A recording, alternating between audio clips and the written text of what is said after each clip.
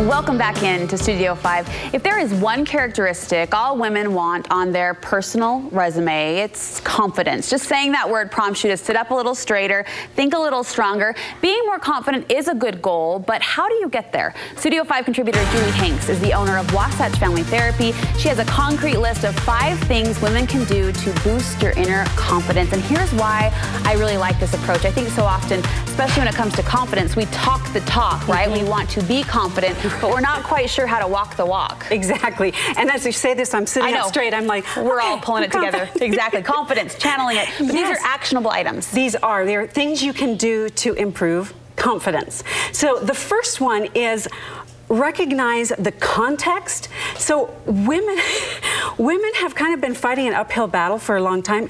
It's only been less than 100 years since we've been able to vote.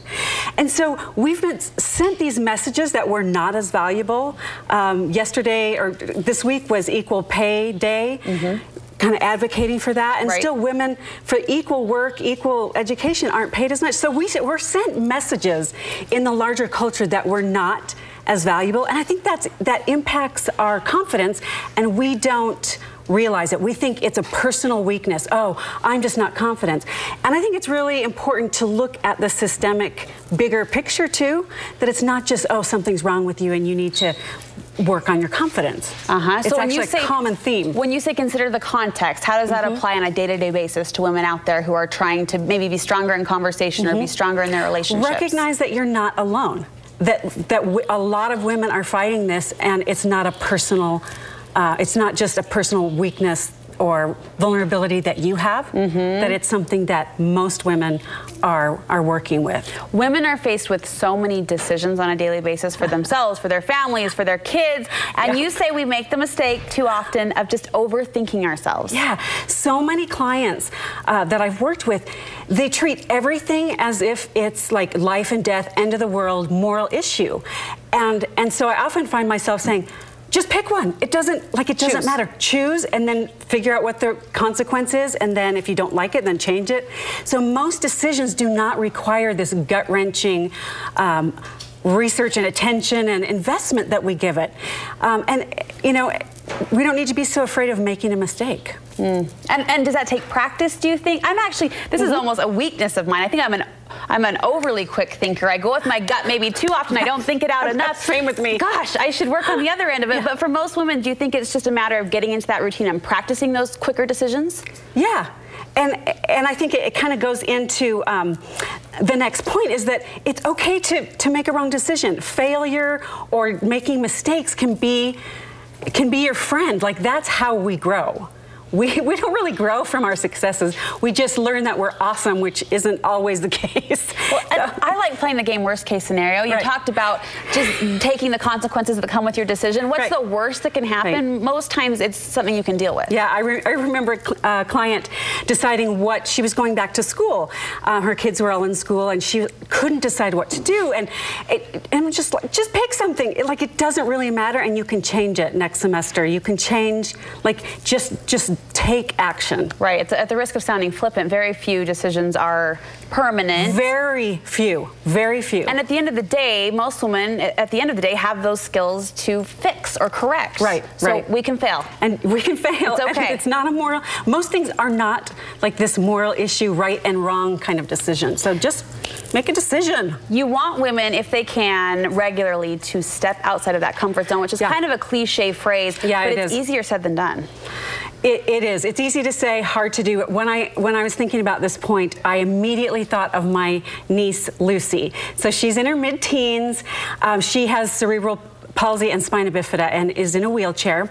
And I just thought, you know, her whole life has been stepping out of her comfort zone. I mean, she was the only, you know, child in a wheelchair at her elementary school. Like, everything is kind of this new and different experience. But when I asked her what an example was, she said, you know, when we applied for canine companions, so it's a great nonprofit where she would be matched with a dog that would help her, could go pick up like her coat, or, you know, kind of be there for emotional comfort and for also some practical things as well.